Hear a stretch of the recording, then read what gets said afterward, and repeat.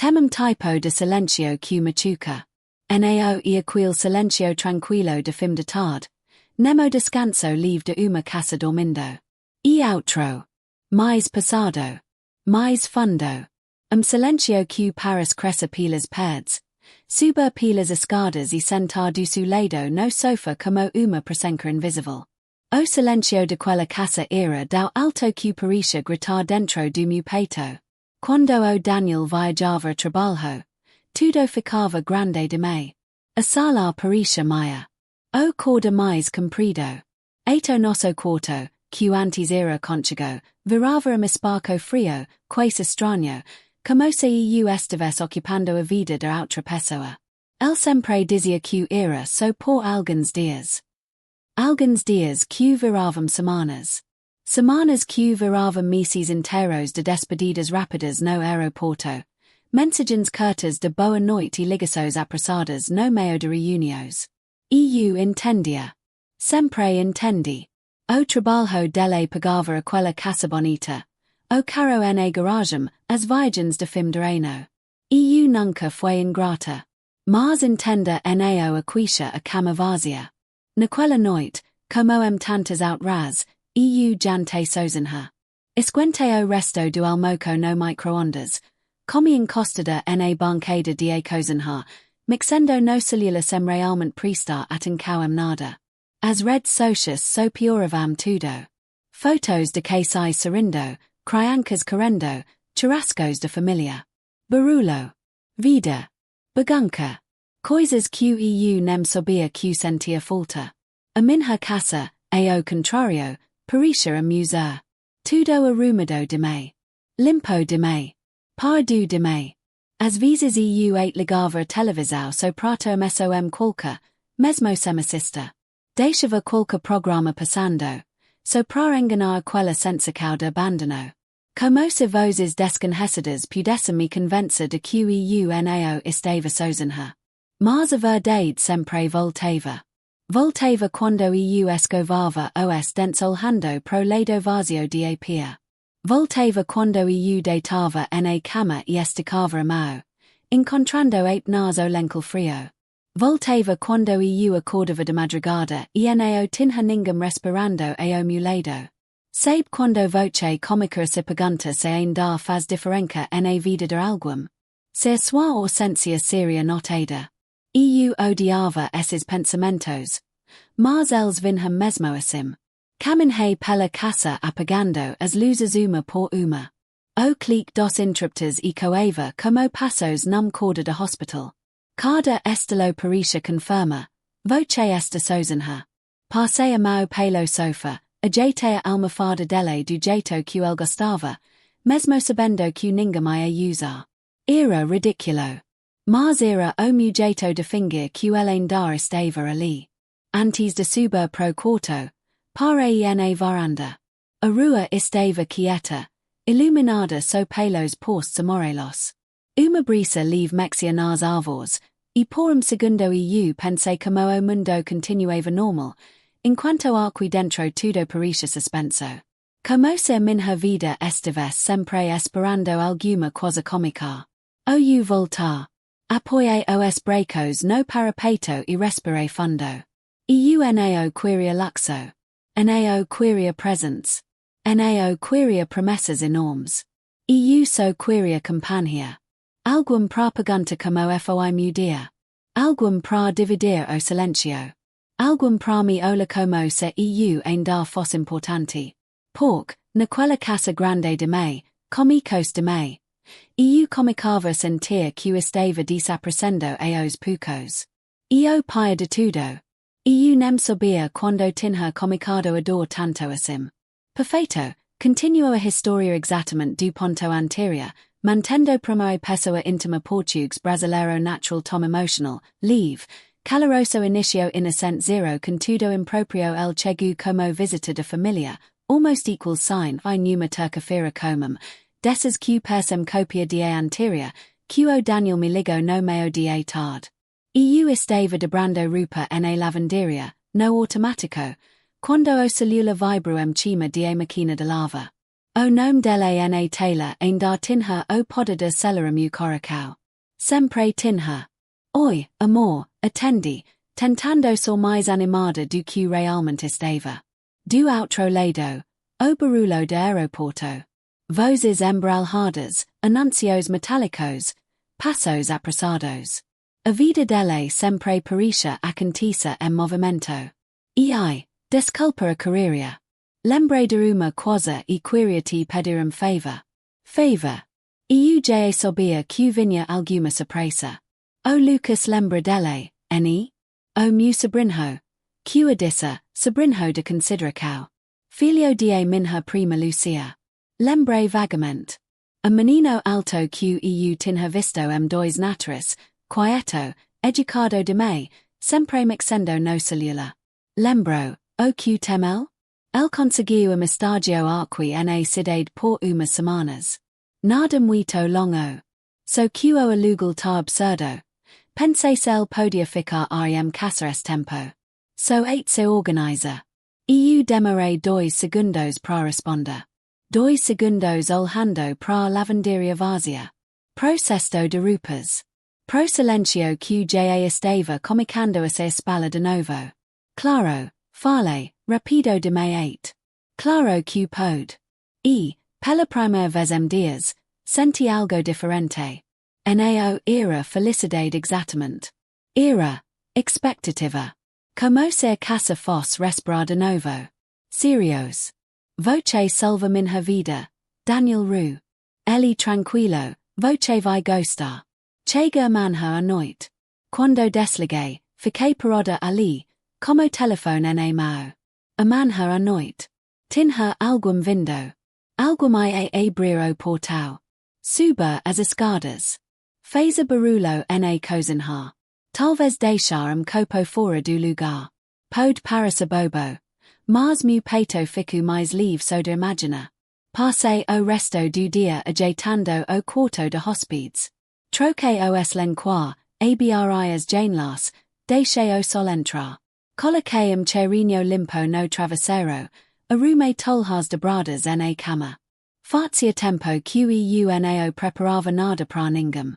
Era estranho como pequenos gestos acordavam partes minhas que estavam adormecidas. No dia seguinte, perto das 8 da noite, o interfone toca. Ouço meco pela casa inteira. Meu coração disparou como se eu estivesse esperando algo muito maior. Desci as escadas quase correndo. Quando abri o portal, ele estava ali. Mais alto do que eu lembrava. Ombros largos, mochila jogada nas costas, cabelo levemente baguncado de viagem. Tinha a marcanza do, mas leve.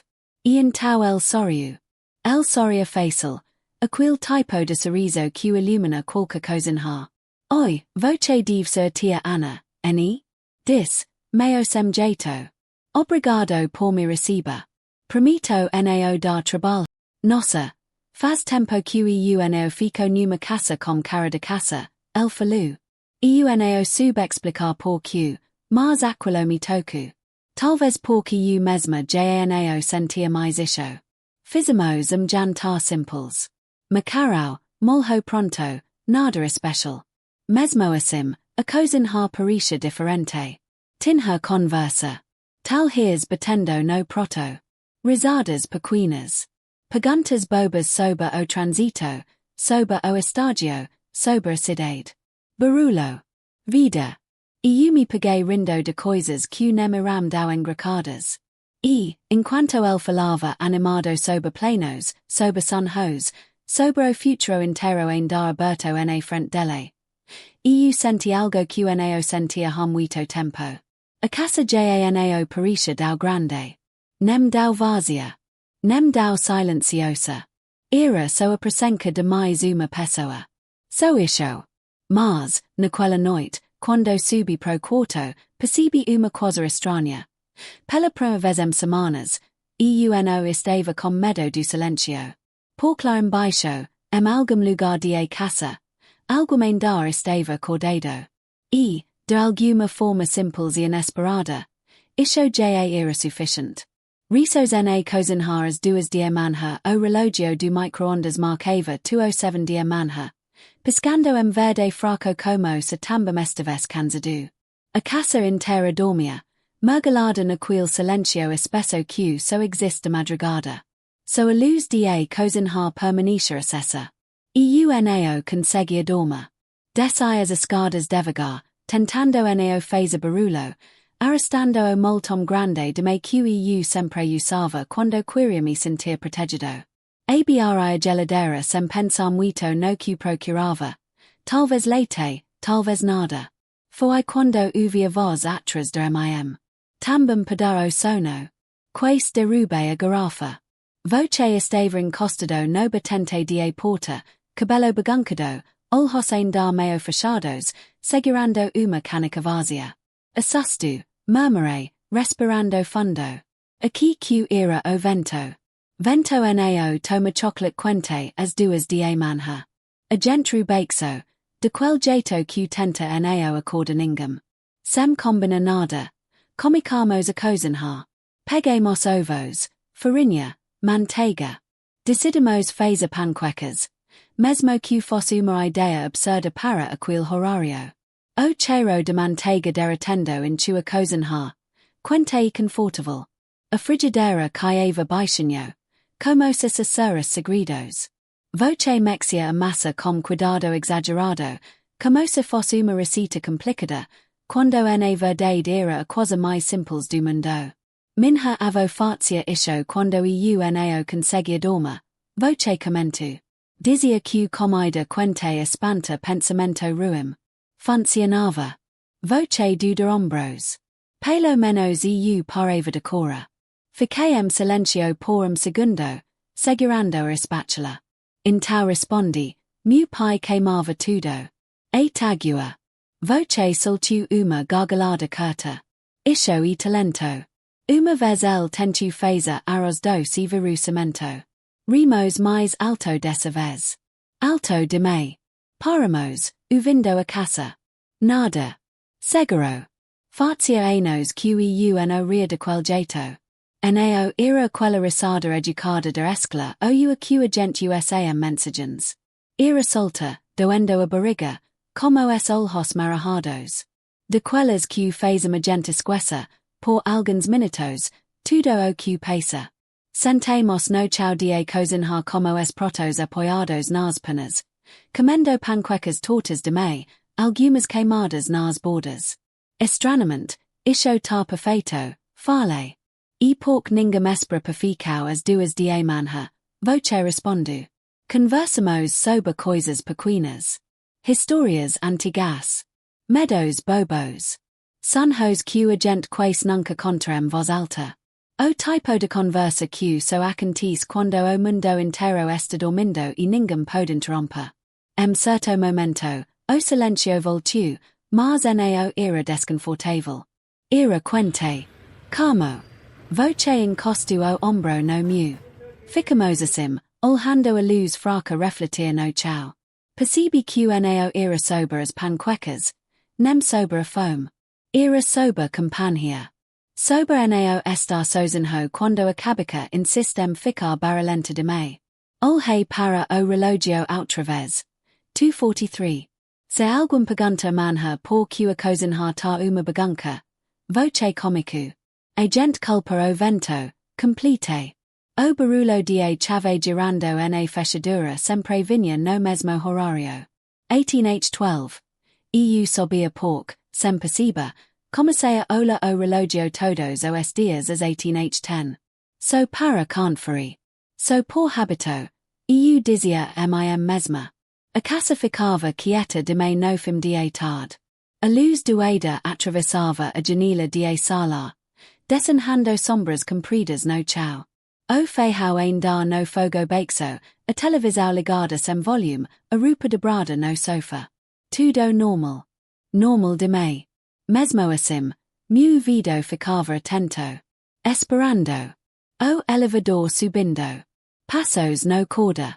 O clique metálico de porta. E então meu coração acelerava. Sempre. Ridiculo, eu murmurava. Mixendo acolha na panela como se aquilo pudes disfarcar osom do peito batendo forte. Era casada harcitanos. Suit. Tempo sufficient para saber diferenca entre amor calmo e ansiedade adolescente. Tempo sufficient para Naomi confundir. Meu marido so chegava depois das 8. Exausto. Gravata torta. Cheiro de transito e cansaco. A gente jantava, conversava sobre contas, sobre o trabalho, sobre o vizinho barulhento. Depois ele dormia no sofá antes do filme acabar. Era confortável. Seguro.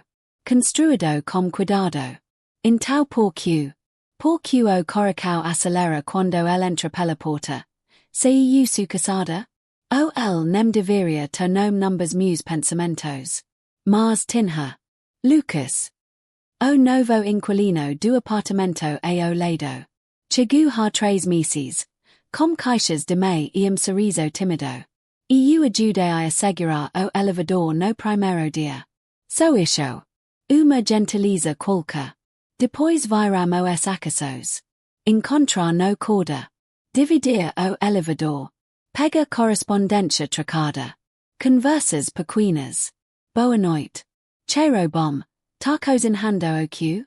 Sujeito fugiu pro meu tapete de novo. Nada de mei. Nada adu. Mas, sem perceber. Comecei a caprichar mais no cabelo no fim de tarde.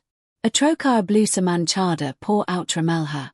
A deixar a porta aberta por alguns minutos para ventilar. Mentiras minúsculas. Para quem? Para mim mesma, principalmente. Naquela turca. Estava picando cebola quando uvi passos no corda. Meu corpo reagiu antes do pensamento. Endireitei a postura. Limpei as mãos no pano. Prendi o cabelo. Ridiculo. Ridiculo, ridiculo, ridiculo. A chave giro. Risada baixa. A voz dele falando ao telefone. So isso. Mas foi como se alguém tivesse acendido uma lampada dentro de mim. Quente. Viva. Culpa veio logo depois. Passada.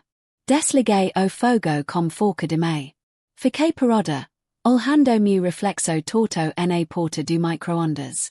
O que voce tá fazendo? Susurrei. Nao queria nada. Nao queria tre. Nao queria mentir.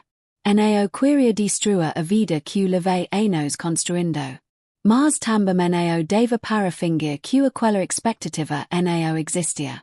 Talvez nao fosse sobre ele. Talvez fosse sobre mim. Sobre a parte que tinha esquecido. A que ria alto, que conversava semola o relógio, que sentia o peito vibrar por coisas bobas. Como meu marido, o amor era sólido. Tijolo por tijolo. Com Lucas, era so faisca. E faisca nao a quis caçan en huma. So queima. Naquela noite, quando meu marido chegou, cansado como sempre, o abracei mais forte do que de costume. Enterrei o rosto no peito dele. Seguro. Familiar. Nosso. Mesmo assim, mais tarde, deitada na câmara escura. Uvio elevador funcionando no prédio. Odiei o feito de dar reconhecer o som do passo dele indo dorma. Como se meu coração estivesse esperando algo que nao devia sentir. A chuva cômico sem aviso, grossa, passada. Como se o su tivesse rasgado de repente. Primeiro viramos os pingos tímidos no telhado do ponto de ônibus. Depois, o vento. Então o barulho alto de água batendo no asfalto, levantando aquele cheiro de terra molhada que sempre parecia lembrar alguma coisa antiga. E então, puff, tudo escuro. O posto pisco 2 vezes antes de apagar de vez. Serios. Resmunguei, olhando a rua inteira mergulha na sombra. Acho que acabou a luz do bairro todo, eldis, como aquela calma irritante. So estávamos numbers 2 ali. O resto do pessoal já tinha ido embora mais cedo. O treino tinha acabado tarde, e agora a tempestade tinha decidido numbers prender naquele abrigo pequeno de mei para 2 coracos acelerados. O barulho de chuva preenche tudo. Forte de me pra conversa direito. Mesmo assim, a gente tentou. Suame vai brigar. Pergunte. Já ser costume comigo chegando tarde. El duda ombros. Mas o sorriso nao chegu numbers olhos. O clarão de relâmpago iluminu o rosto dele por segundo. Foi rapido, mas eu6, ele estava cansado.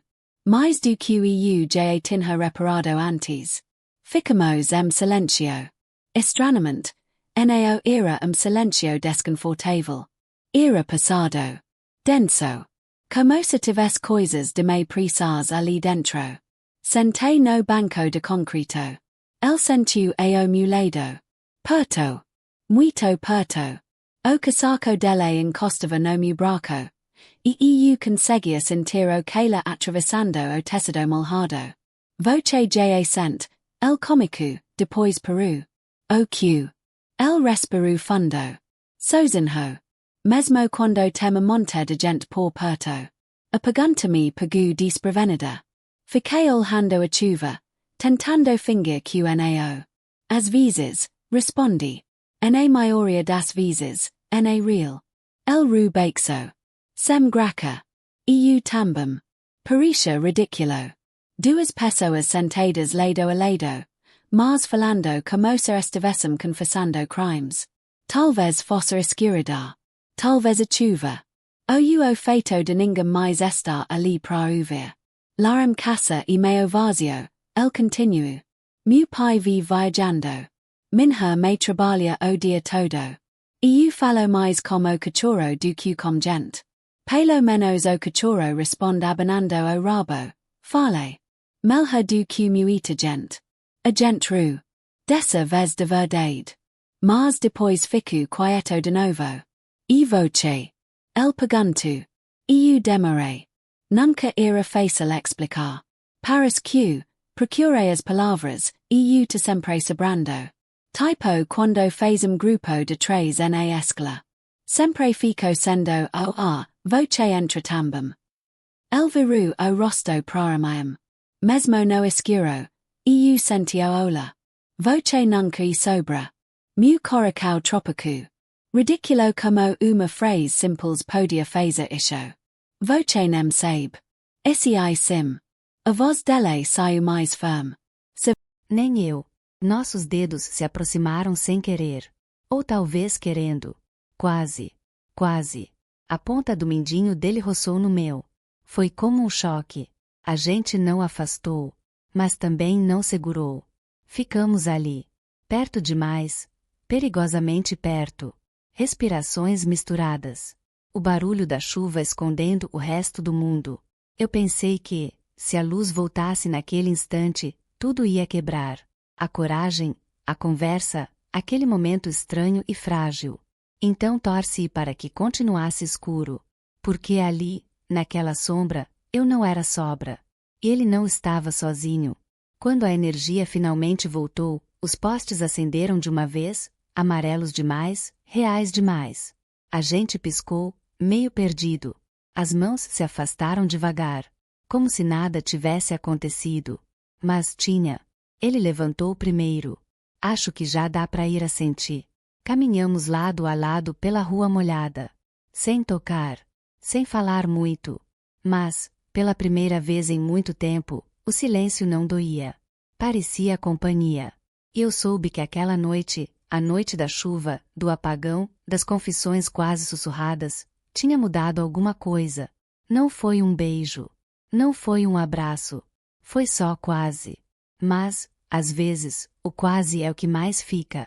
Aqui vai a continuação com cerca de 650 palavras, mantendo o foco em culpa, vergonha e conflito emocional, sem conteúdo impróprio. O peso da culpa. Eu comecei a atravessar a rua quando via ele vindo. Mudava o caminho até a padaria. Fingia mexer no celular quando passava pelo portão do treino. Saía mais cedo, chegava mais tarde, inventava tarefas que nem existiam. Ridículo. É infantil. Mas parecia a única forma de respirar. Porque toda vez que eu lembrava daquela noite, a chuva, o apagão, a conversa, nossos dedos quase se tocando, Meu peito apertava como se eu tivesse feito algo errado. Algo grave. Algo imperdoável. E a pior parte, eu não tinha feito nada. Nada de verdade. Mesmo assim, parecia que eu tinha feito tudo. Em casa, o cheiro do café fresco e o som baixo da televisão me esperavam como sempre. Meu marido estava na cozinha, encostado no balcão, lendo notícias no celular. Oi, ele disse, sorrindo quando me viu. Chegou cedo hoje. Cedo. A palavra soou como acusação. É. O treino acabou rápido. Mentira. Ele se aproximou, beijou minha testa daquele jeito automático, carinhoso, acostumado. Um gesto de anos. Seguro. Estável. Eu devia me sentir em casa.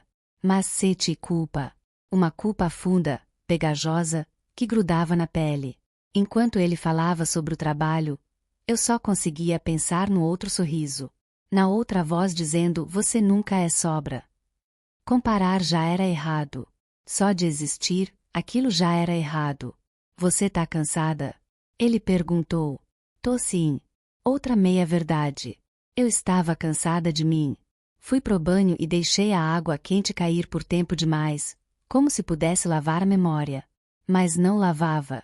Quanto mais eu tentava esquecer, mais nítido ficava. A chuva. A escuridão. O calor do ombro encostando no meu. O quase. Principalmente o quase. Porque se tivesse acontecido algo de fato, talvez fosse mais simples. Erro claro, culpa clara, pedido de perdão. Mas como se pede perdão por um pensamento? Por um silêncio? Por querer ficar mais 5 minutos ali? Encostei a testa no azulejo frio. Murmurei para mim mesma. Parecia traição. Mesmo sem toque. Mesmo sem promessa. Mesmo sem nada. Nos dias seguintes, comecei a evitar até olhar mensagens. Ele tinha mandado 2. Chegou bem em casa. Vai treinar hoje. Normais. Inofensivas. Mas meu coração reagia como se fossem perigosas. Deixei sem resposta. Depois visualizei e não respondi. Depois fingi que nem vi. Cada atitude doía um pouco. Porque ele não tinha feito nada errado. Ele só conversou comigo. Só me ouviu. Só me fez sentir menos sozinha. E, de alguma forma, isso parecia pior. Sentir falta de alguém não devia ser proibido. Mas sentir falta de alguém que não era meu marido. Isso tinha gosto de deslealdade. Numa tarde, encontrei com ele sem querer, na esquina da farmácia. Tarde demais para atravessar a rua. Tarde demais para fugir. Ele me viu. Sorriu. Aquele sorriso fácil que sempre vinha primeiro. Ei! Sumida. A palavra bateu forte. Sumida. Eu tinha sumido mesmo. Oi, respondi, tentando parecer normal. Não consegui sustentar o olhar.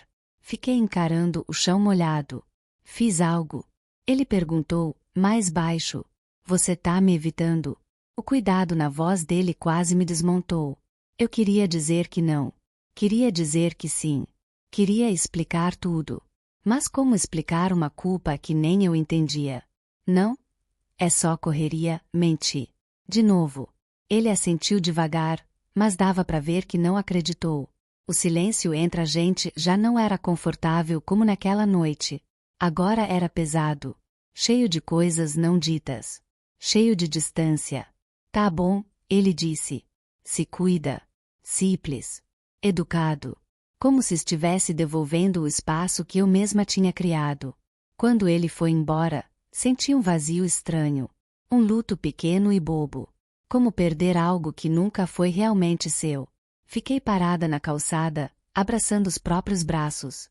A consciência repetindo, você fez a coisa certa. Mas o coração sussurrando. Então por que dói tanto? Talvez porque algumas traições não aconteçam no corpo. Acontecem no silêncio. Nos pensamentos. Nos quase. E esses, ninguém vê. Mas pesam do mesmo jeito. Fidelidade começa no coração, não no corpo. Eu demorei anos para entender isso. Naquela noite, porém, a verdade chegou sem pedir licença. A casa estava silenciosa demais. O relógio da sala marcava 0h47, cada segundo soando como uma gota d'água caindo dentro de mim. Ele ainda não tinha chegado, mas, pela primeira vez, não era o atraso que doía. Era a distância. Eu sentei no sofá com o celular na mão, relendo mensagens antigas, não provas de traição, não havia nada explícito. Só conversas curtas demais, respostas vazias demais, risadas que ele não compartilhava mais comigo. E percebi algo estranho. Eu não tinha medo de outra mulher. Eu tinha medo de já não ser o lugar seguro dele. Às vezes a infidelidade não vem com batom na gola ou perfume desconhecido. Às vezes ela vem no silêncio, na falta de interesse, no depois a gente conversa que nunca acontece. Vem quando você para de dividir o coração. Naquela noite, eu entendi que já estávamos nos traindo há meses, não com corpos, mas com ausências. Eu também tinha culpa. Passei tanto tempo engolindo o que sentia, evitando conflito, fingindo maturidade, que parei de ser honesta. Em vez de dizer isso me machuca, eu sorria. Em vez de pedir colo, eu me fechava. Achei que estava protegendo o casamento. Na verdade, estava construindo um muro dentro dele. Quando ouvi a chave girando na porta, meu coração não disparou. Não havia raiva. Só cansaço. Ele entrou devagar, tirou os sapatos, me olhou surpreso por eu ainda estar acordada. Você não dormiu? Balancei a cabeça. A gente precisa conversar. Dessa vez, não falei por impulso. Falei porque, se não falasse, a gente acabaria mesmo estando na mesma casa. Sentamos à mesa, como dois estranhos educados. Minhas mãos tremiam, mas minha voz saiu firme. Eu sinto sua falta. Mesmo quando você tá aqui. Ele levantou os olhos. Continuei. Não é sobre traição, é pior. A gente parou de escolher um ao outro. O silêncio pesou. Ele respirou fundo, como se segurasse algo há muito tempo. Eu também sinto isso, confessou. Parece que a gente virou colega de apartamento. Doeu ouvir, mas doeu menos do que fingir. Chorei. Não de drama, de alívio. Finalmente estávamos sendo verdadeiros. Eu não quero dividir você com o mundo inteiro, eu disse. Quero dividir seus meadows, seus dias ruins, suas duvidas. Quero ser seu lugar de descanso. E voce deixa de ver para mim. E eu aqui que voce nao precisava mais, el respondo. Voce fico dao forte, dao independent. Que sarai. Forte nao significa sozinha. Aquela phrase abriu algo entre numbers. Conversamos por horas. Sober eros pequeños que viraram abismos. Sober orgulho. Sober cansaco. Sober o medo de decepciona. Nao havia vilos. So dois adultos perdidos. Algo momento, percebi que tinha uma escola. Eu podia ser daquela mesa decidindo ir embora, levando minha dignidade comigo. Ou eu podia ficar, mas nao por medo de solidão. Ficar por escola consciente, com limites claros e coração aberto. Eu nao queria casamento por habito. Queria por verdade. Segurei a mau dele. Ser gente continua, vice diferente. Sem esconda sentimento. Sem fuga. Fidelidade nao e so nao trero corpo. E nao abandona o coração do outro. Ele petu muse de dos. Então vamos aprender de novo. Naquela noite, ninguém fez promessas grandiosas. Nao houve miligas. So honestidade. E, estranhamente, isso foi suficiente. Hoje usei, aquela noite nao salvo meu casamento. Ele salvo a mim. Porque, se ele tivesse escolhido nao ficar, eu ainda teria escolhido o respeito por mim mesma. E essa é a única fidelidade que precisa exista antes de qualquer outra.